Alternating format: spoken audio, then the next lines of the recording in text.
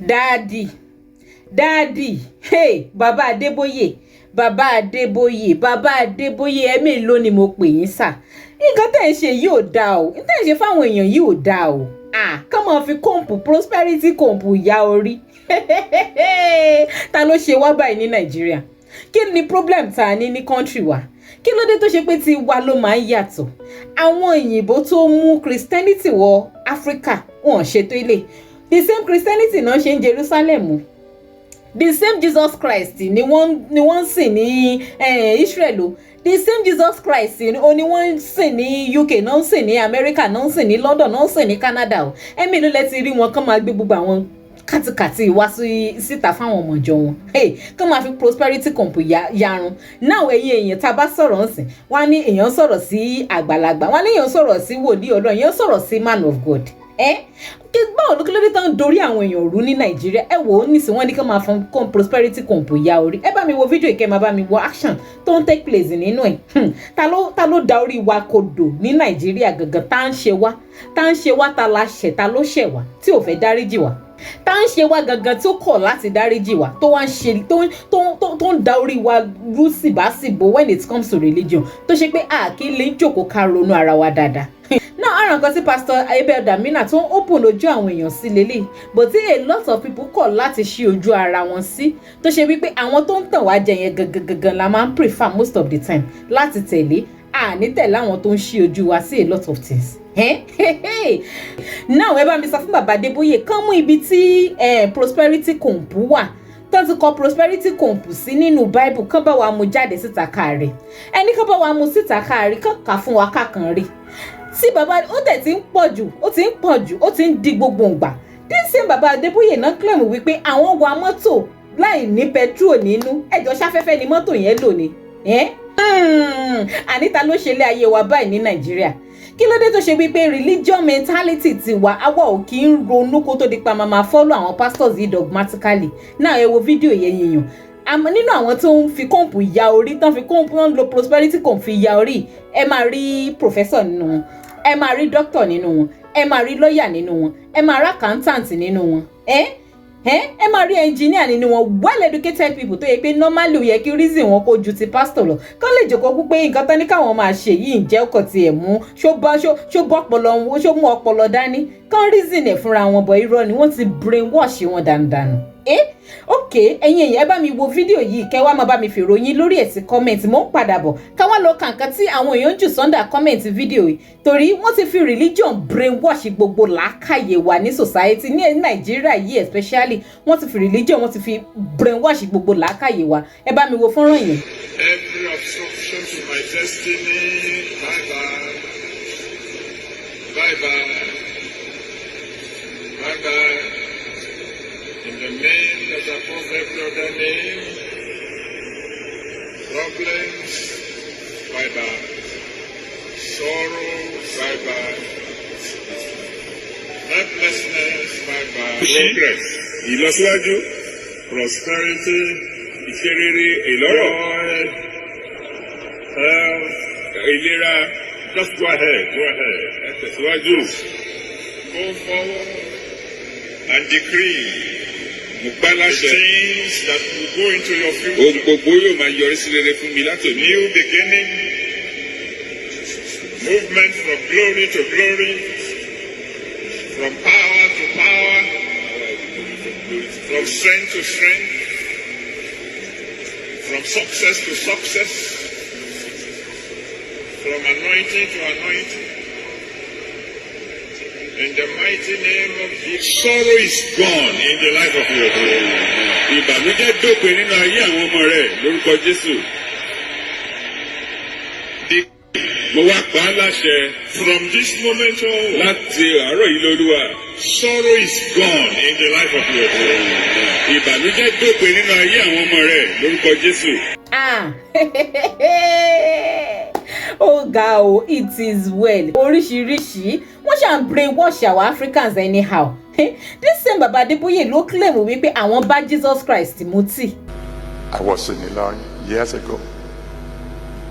We were having breakfast, and we have a pot in which we made tea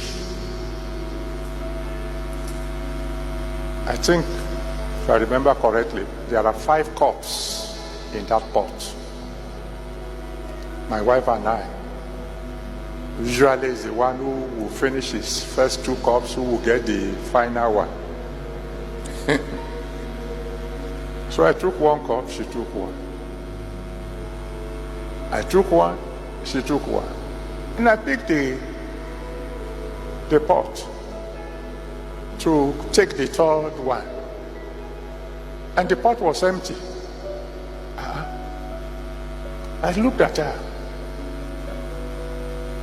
I couldn't remember when she took the 3rd one.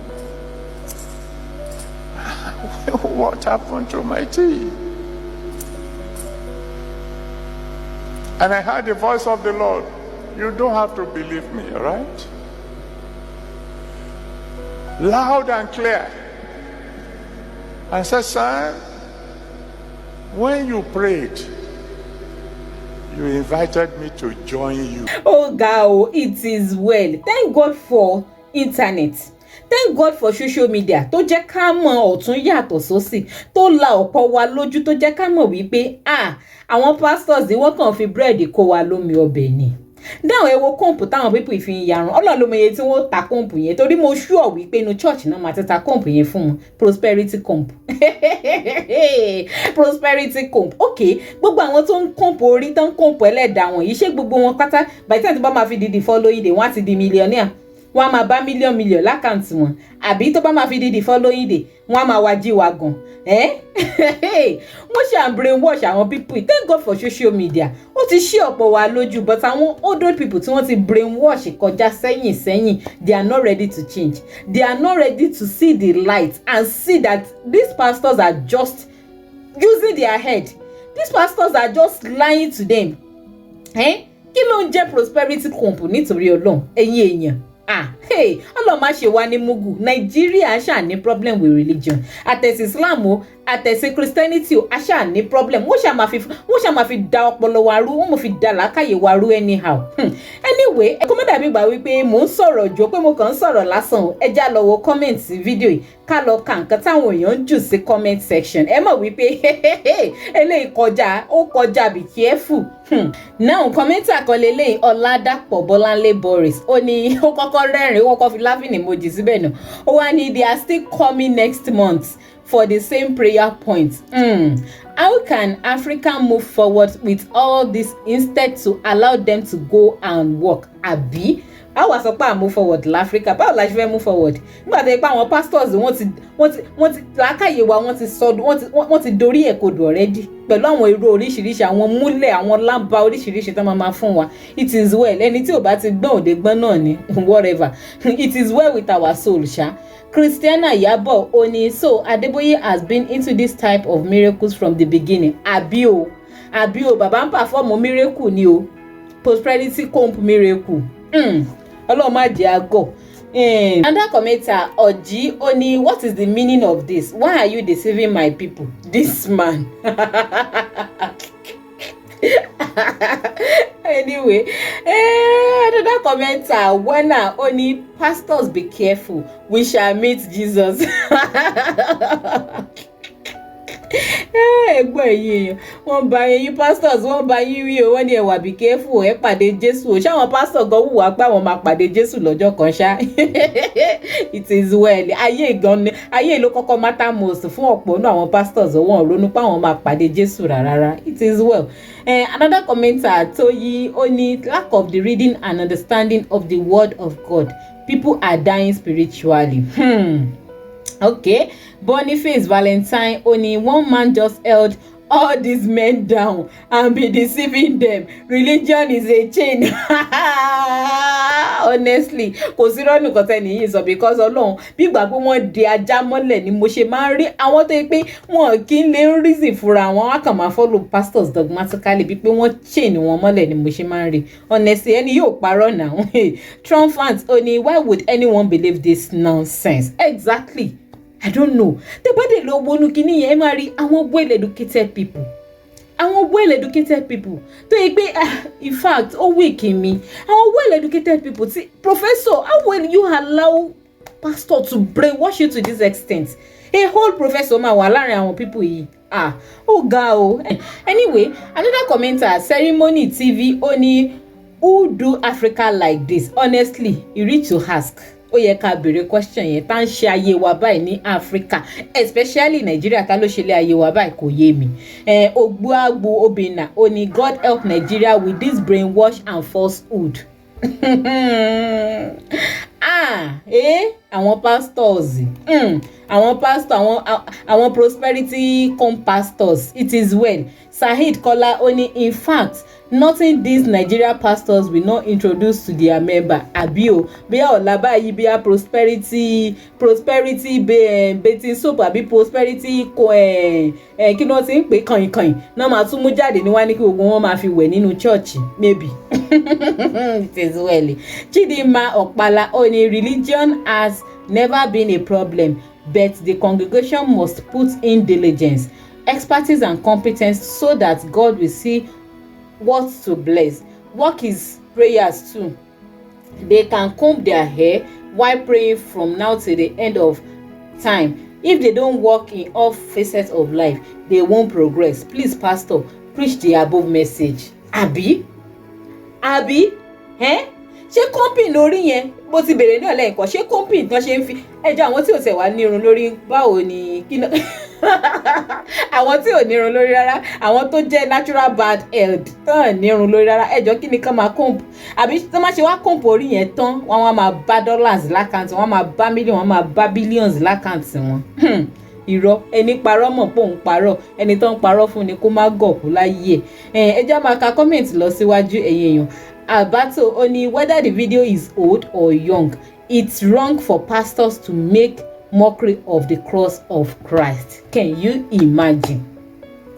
Táwa bá ń sọ̀rọ̀ wọ́n á sọ pé à ń bú pastor. Tá a bá ń sọ̀rọ̀ tá à ń open lójú àwọn èèyàn wọ́n á là ń bú pastor. Now, ṣé àwọn fúnra wọn ò máa mock Jesus Christ? Ṣé àwọn pastors yìí with their attitude, with their it is well, ṣé àwọn máa mock Jesus Christ gọ́gọ́ fúnra wọn? Wọn ò ní sọ̀rọ̀ nípa báwọn ṣe ń mock Ọlọ́run, but tán bá rí èèyàn tó jáde láti wá máa sọ àwọn corrections yìí, máa pinpoint àwọn errors wọn á lẹ́nìyẹn make mockery of a man of God. It is well. Ọlọ́run á jẹ́ ká gbọ́n láfíríkà, especially ní Nàìjíríà, Ọlọ́run á jẹ́ ká gbọ́n. Gbàsgbòs tó wà lábẹ́ fídíò yìí kò ṣeé dúró wò, honestly. Mo sọ pé thank God for social media. Ó ti open ojú àwọn èèyàn sí a lot of things tó ń lọ nínú church. Kò jẹ́ àgọ́mọ̀ tẹ́lẹ̀ làwọn èèyàn gọ̀, but àwọn tó ń brainwash orí wọn sì wà ń bẹ̀ o. Ọlọ́run á máa gbà wọ́n lẹ́yọ kọ̀ọ̀kan. Izu James, only the gospel of Jesus Christ is not about material gain. Put that in mind. Àbí ṣé bó sọ wípé ìjọba ọ̀run ló ṣe kókó ni, kò dá kí èèyàn máa lé nǹkan ara àbí lé nǹkan ayé, kí wá ló fẹ́ fa prosperity comp. Why ìtàn fi wọ́n ń sáré pé okay wọ́n fẹ́ ní prosperity ní ilé ayé, wọ́n fẹ́ ní nǹkan, wọ́n fẹ́ lówó, wọ́n fẹ́ kò yé mi God sef, kò yé mi. Another person náà ni Professor Ahinda congregation mumuyin themselves as we are talking o. Àbí o, professors wà nù wọn, mo ti sọ́dọ̀ lẹ́ẹ̀kan, engineer wà nù wọn, accountant wà nù wọn, educator wà nù wọn, doctors wà nù wọn, but kí ló ṣẹlẹ̀? Wọ́n ti brainwash wọn, wọ́n ti fuck orí gbogbo wọn up, wọn lè reason as a normal person bó ṣe yẹ kán reason mọ́. Who do us like this ní Nigeria? Kí ni problem ta ní gangan when it comes to religion? Why tá ṣe kí n lè ń jókòó ká reason, ká ronú ara wa, ká wò wípé okay ṣé nǹkan tó ń sọ fún wa ṣé right àbí kò right, ká tó máa follow àwọn pastors wa dogmatically. Ó lágbára. Kí ló opinion ti yín lórí ọ̀rọ̀ yìí? Ẹ má bá mi fi sí comment. Ẹ má gbàgbé láti má bá mi click lórí subscribe and follow button tẹ́ ń wò lójú wòrán yín, kẹ̀sì má bá mi like and share ètò yìí kó máa lọ lórí ayélujára. Ọmọ ìyá mi jọ jára ẹ o, má jẹ kán lórí ẹ, má lọ máa kówó fún pásítọ̀, lọ máa ra prosperity compo, kò lè wọ́ọ̀kì o, ìtànjẹ ní gbogbo ẹ̀. Títí nígbà míì tá tún jọba pàdé, ó dàbọ̀.